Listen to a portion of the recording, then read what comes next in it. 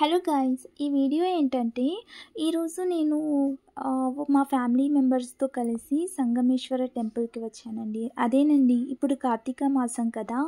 ఈ కార్తీక మాసంలో శివలింగాన్ని దర్శించుకోవడం వల్ల చాలా మంచి జరుగుతుంది. మన అందరికీ తెలుసు, ప్రతి లింగానికి ఒక ప్రత్యేకత ఉంటుంది. అలానే ఈ లింగానికి ఎంతో ప్రత్యేకత ఉంది. ఈ టెంపుల్ హిందూపూర్కి దగ్గరలో ఊటుకూరు పరిగి గ్రామంకి దగ్గరగా ఉంటుంది.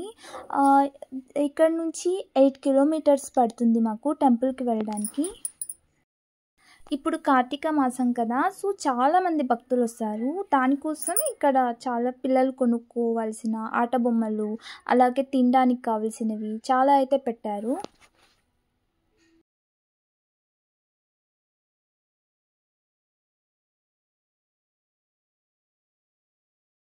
గుడికి ఎదురుగా ఇక్కడ ఒక పుట్ట అయితే ఉందండి. ఇది చాలా సంవత్సరాల నుంచి ఉంది.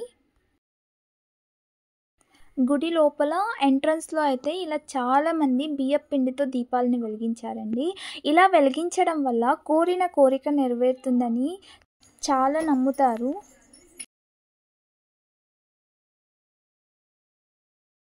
అలాగే ఇక్కడ ఒక అమ్మవారి విగ్రహం అయితే ఉంది.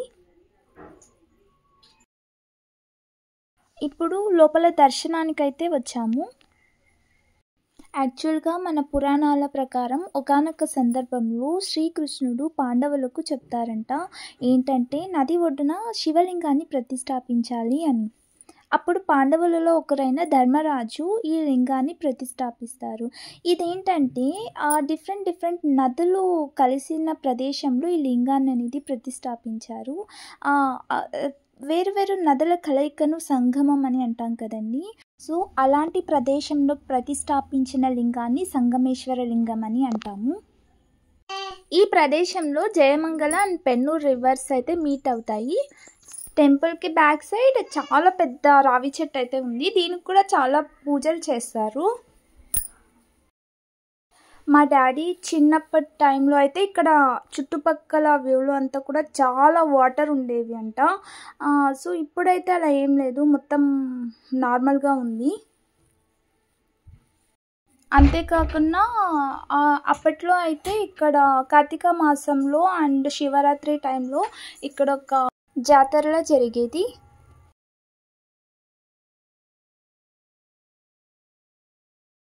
ఏం కోరినా సరే ఆ కోరికలు నిజంగా జరుగుతాయి అని నమ్ముతారు.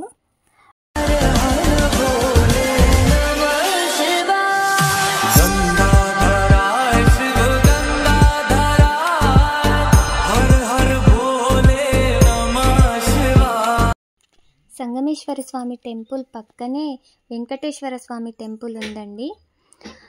ఈ టెంపుల్లో చాలా పెళ్ళిళ్ళు అనేవి జరుగుతాయి. ఫంక్షన్స్ జరుపుకోవాలి అనే వారికి ఈ ప్లేస్ అనేది చాలా బెస్ట్ అని చెప్పొచ్చండి.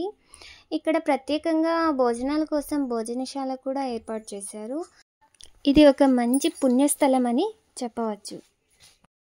Thanks for watching. Please do like and subscribe my channel.